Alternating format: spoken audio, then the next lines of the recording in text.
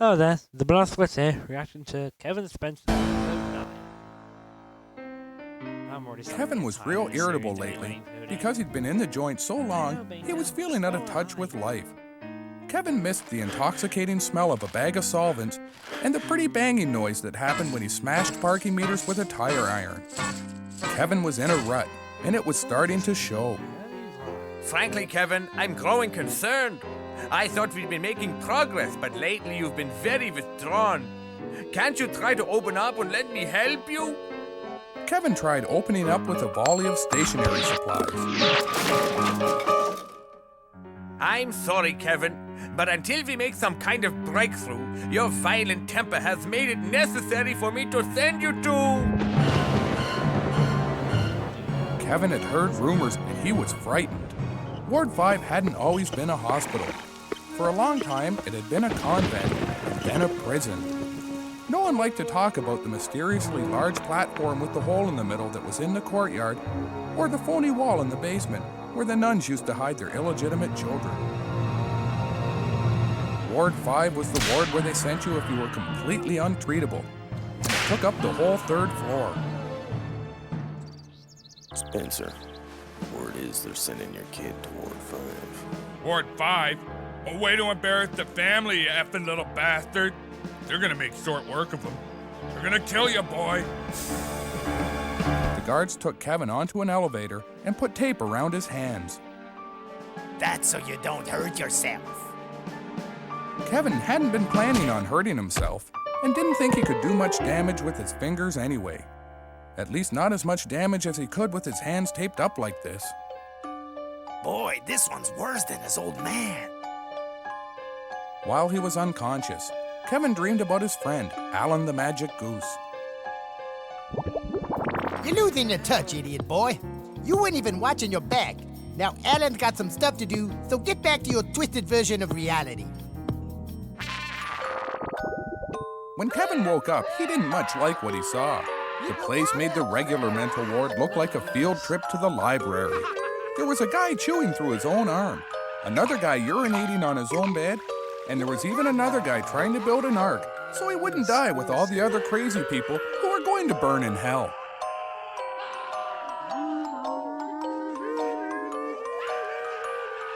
Finally, Kevin found a quiet corner where he could get as much of his head together as possible, given his incomplete genetic makeup. Kevin didn't much like the thought of spending the rest of his life in the nut house until he died a miserable and lonely death. Didn't much like the thought of spending the rest of his life in the nut house until he died a miserable and lonely death.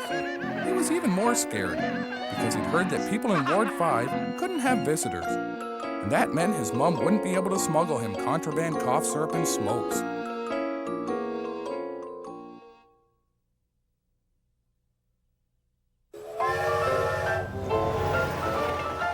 Kevin was walking home from his probation officers and decided to take a shortcut along the railway track. As he came around the corner, he found something that looked familiar. It was the shattered remains of Gus Jones, another kid in his class. Gus had been run over by the 1 o'clock express. Kevin felt kind of weird about this because he'd just seen Gus earlier that day in math class. Leaky nappy keep you up last night? If you stop the leaks, you stop the yawns. Pampers Pants Punami-proof system with new 2 times wider leg cuffs and a pocket to help stop leaks, so everyone can sleep better and wake up ready to go again. Pampers. Are you ever going to go back to Freddy's? The river ride. There was only one at the first Freddy's. I think she's here. What do they want with my sister? Half of this town will be dead by morning. Oh, no.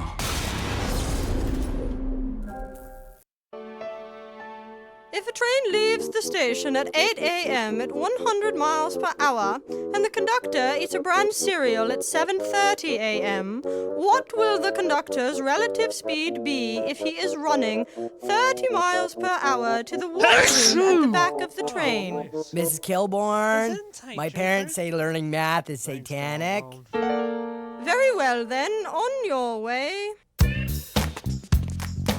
The last time anyone saw Gus, he was headed towards the railway tracks wearing his CD player and headset. Hey, it's a recording of all my favorite train sounds.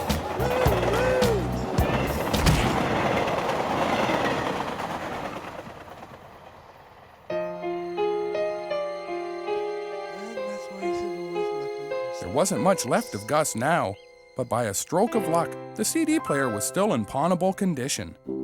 Kevin was always looking for something to take to the local pawn shop, like the stop sign outside the retirement home, and Uncle Mike's dialysis machine. He figured the CD player ought to put him ahead a few $100. Kevin waited as Al haggled with another customer. How can you call this a family pawn shop with all these weapons and pornography? Hey, the Mansons were a family, weren't they? Listen, Father, either you're buying the inflatable cocktail waitress or you're not. I don't know. I was going to use this money to buy new fire extinguishers for the church, but she's an awfully pretty girl. It's a deal. So, I'd like to sell these war medals, okay? Are they stolen? No way, dude. I was totally a veteran of the Franco-Prussian War. Then it was Kevin's turn, and he showed Al the CD player. Is it stolen? Kevin was pretty proud of himself, because this was the first thing he'd ever pawned that wasn't stolen. He told the man that he'd found it beside the horribly dismembered corpse of one of his classmates. Cool, I'll give you $70. Kevin figured he was being ripped off, but he wanted the money, so he took the $70 and went to the drugstore. Kevin wasn't used to having that much scratch lying around, so he decided to celebrate by buying a Texas Mickey of lemon gin, 2 cartons of smokes, and a 3-day bender. Then he went to the zoo. The zoo was closed, but that wasn't the kind of thing that got in Kevin's way. At first he thought the smell would be a problem, but the monkeys didn't seem too bothered by it. A few days later, the police raided Al's pawn shop. You are under arrest for knowingly selling stolen merchandise. Damn you, 60 Minutes, and damn you, Mike Wallace. When the police traced the serial number on the CD player, they soon found out it belonged to Gus Jones, the boy who'd been reported missing. I bought it from that little freak Kevin Spencer. You guys have his address?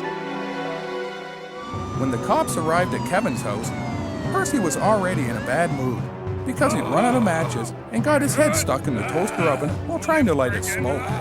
So he aimed to deal with the uninvited guests right quick. I was at the movies all night. I don't know nothing about no liquor store robbery. We'll come back for that tomorrow night. Now, we understand you might be involved in the disappearance of a missing boy. Percy didn't know what they were talking about, but since he'd had so many blackouts, he figured he'd better play it safe. So he bounced a beer bottle off the cop's head and slammed the doorknob into his groin.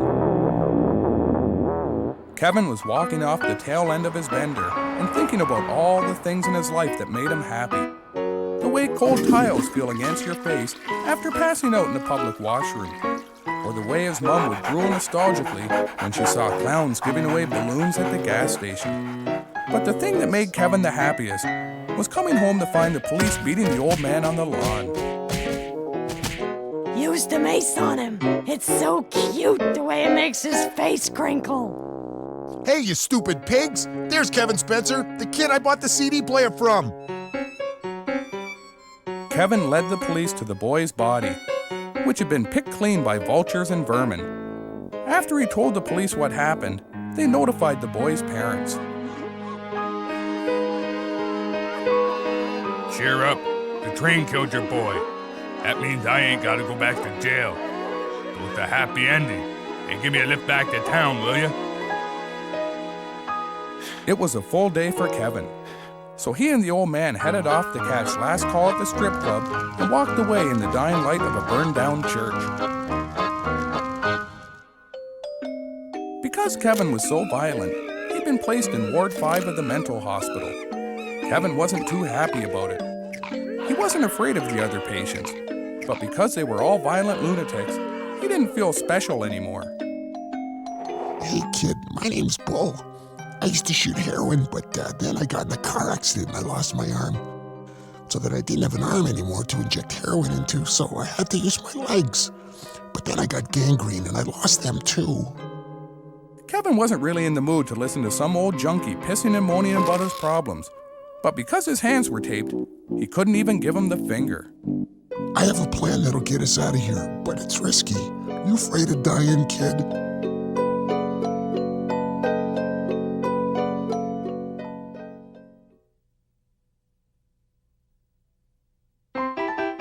It was Percy Spencer's favorite day, Government Check Day. The old man's benefits had run out long ago, and even the welfare department refused to pay him anymore. But just because the government stopped sending checks didn't mean Kevin and the old man couldn't lay their hands on a few. Give me the coat hanger, boy. Kevin and his dad thought this was the best job in the world because you got paid every few minutes. Gum.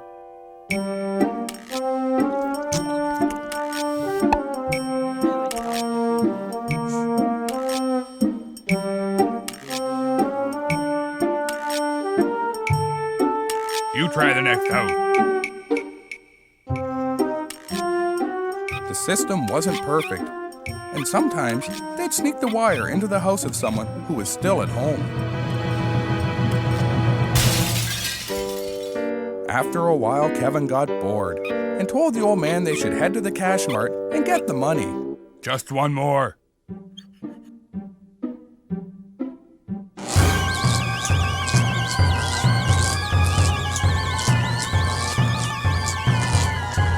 Suddenly, the old man felt 10,000 volts charged through his body, and he lost control of all his bodily functions, just like last summer's corn roast picnic. Then Percy found himself looking down at his own body. He was having an out-of-body experience, floating in a bizarre netherworld. It was the most frightening thing he'd ever experienced since the time he was on a Greyhound bus toilet when it hit a pothole.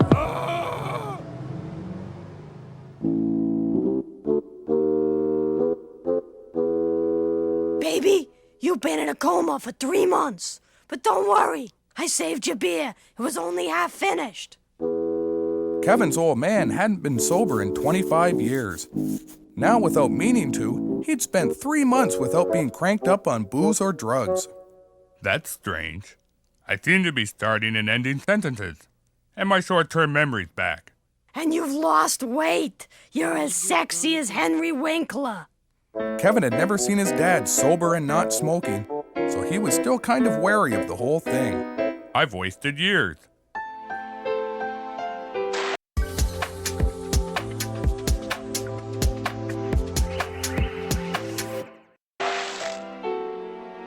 Jeez Louise. Quit wasting it, idiot. You ain't the only one with a drinking problem. You're not thinking straight. Your whole family's been alcoholics for generations. It's a tradition.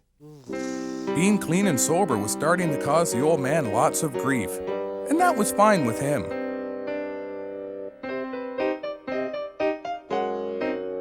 Couldn't help but notice, but you're not drinking, Percy. That would violate my parole, just like you guys are doing.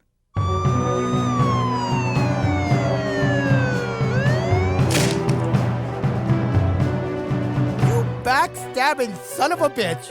God help you next time you're in the joint. We'll carve up your ass. At least I have a clear conscience.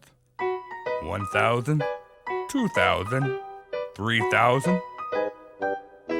Percy took the reward money and bought a suit, tie, and briefcase and went off to start his new job at the slaughterhouse. Percy even started doing charity work. Every week, he'd bring a jar of bull testicles to the orphans' home. Go start the car, son. Kevin pulled out a Slim Jim to break into the car. What you doing, you silly youngster? You don't have to break in. I bought the car. Kevin was in shock. Something just wasn't right about all this. That's when the courier showed up.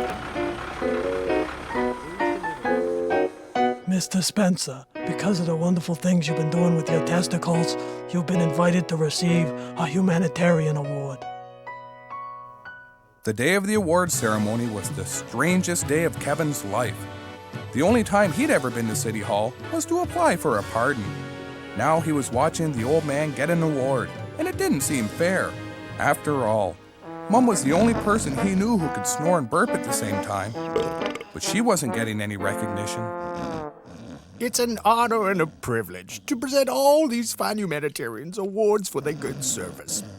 As a surprise in their honor, they will all be receiving communion from none other than Cardinal O'Leary. As the TV cameras rolled, Percy got on his knees center stage, ate a communion wafer, and drank some sacramental wine.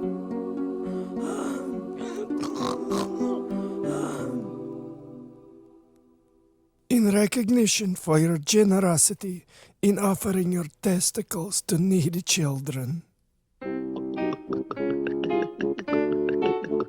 Kevin noticed the old man hadn't stopped drinking the wine yet. Okay, boy, you're not the only thirsty humanitarian. Get your own damn booth, big hat. The old man didn't much care for anyone trying to hone in on his booze, even if it was Cardinal O'Leary. He figured he'd teach Godboy a thing or two and sucker punched him in the stomach. I don't think so, you inbred freak. My Percy, he's back to his old self. Get him, baby. Kevin realized his dad was normal again, and that was good news. Taking a swing at the Cardinal wasn't real good thinking because that meant Dad was headed back to prison, where Charlie and the other guys he'd squealed on were waiting to give him a non-consensual prostate exam. Kevin figured that was good news, because when you're a sociopath incapable of feeling any emotion, all news is pretty much the same anyways.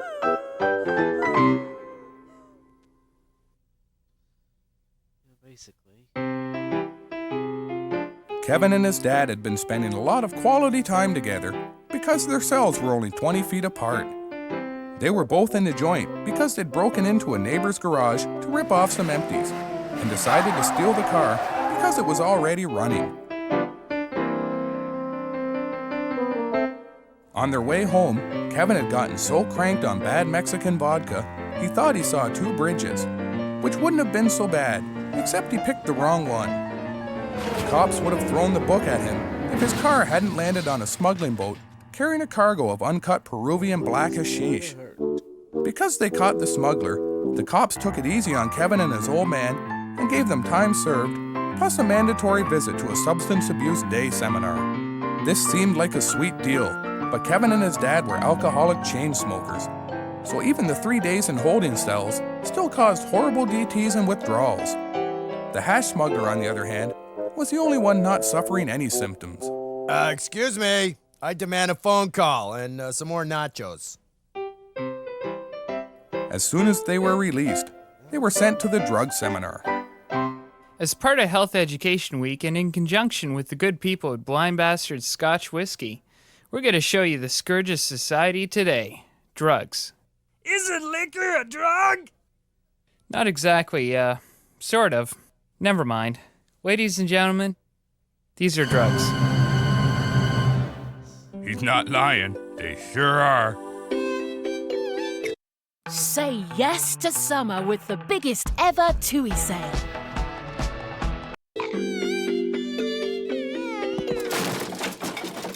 This is the part of the seminar where you learn just what kind of damage drugs do to your body. Welcome to the Liver Hall of Fame. Kevin looked at all the impressive livers. He didn't know who Hunter S. Thompson was, but he hoped that someday he'd have a famous liver just like his. Pay attention, people. This is your brain. And this is your brain on drugs. Get it?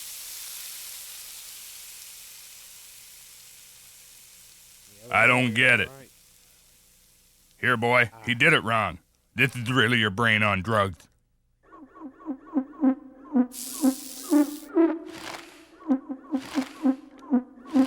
Now you gotta find out the real face of drug abuse.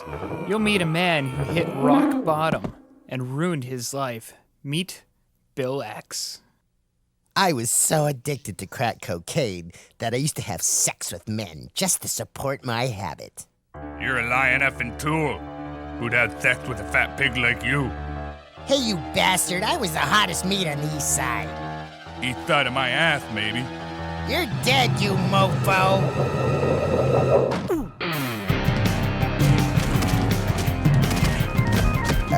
Question here. I have sex with men because I enjoy it. Does that mean I'm a high risk for drug abuse? Kevin's dad in the attic duked it out, and the noise could be heard all through the community center, even next door to Stop Smoking Clinic. You can stop smoking today. And to prove it, let's meet a couple of success stories right now. Lights out, prick.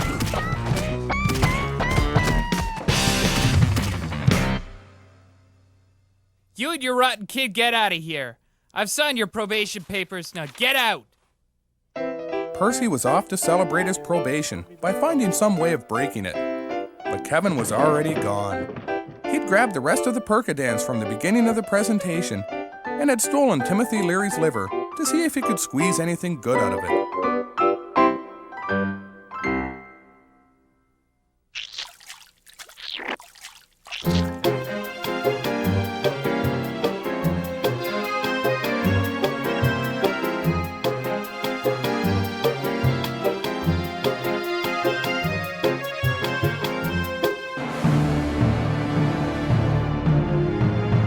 Bull was an armless, legless heroin addict who'd met Kevin in Ward 5.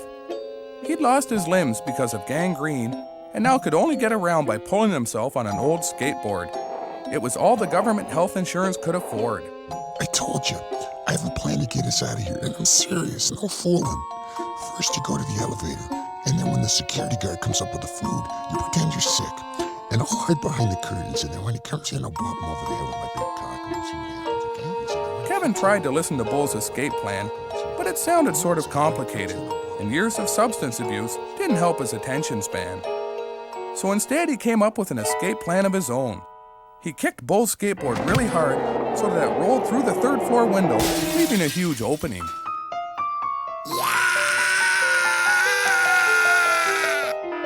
Then he took all the tape from the patient's hands and made a rope that allowed him to slide out the window to freedom. At least that's how it should have worked.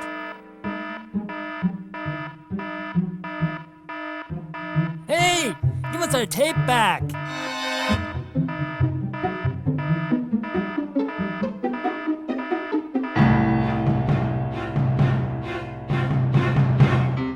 Kevin woke up and noticed something was different. His new cellmate was trying to eat his leg. Kevin wasn't sure what the hell was going on, but he didn't much like it, so he tried to run away. Crazy Billy was almost right on top of him when a loud noise rang out, and Billy fell to the ground screaming and holding his stomach. The guards must have heard Billy screaming because they'd come down to see what was going on and had shot him in the stomach with a rubber bullet. Then he and the other guard took turns introducing Kevin to their new prison-issue steel-toed boots. Right before Kevin blacked out, he got to thinking that the whole thing was the cannibal's fault. Kevin decided that when he got better, he was going to learn that dumb flesh-eating bastard a thing or two. He figured that ought to straighten things out. And that's a very strange episode, folks. Bye, everyone.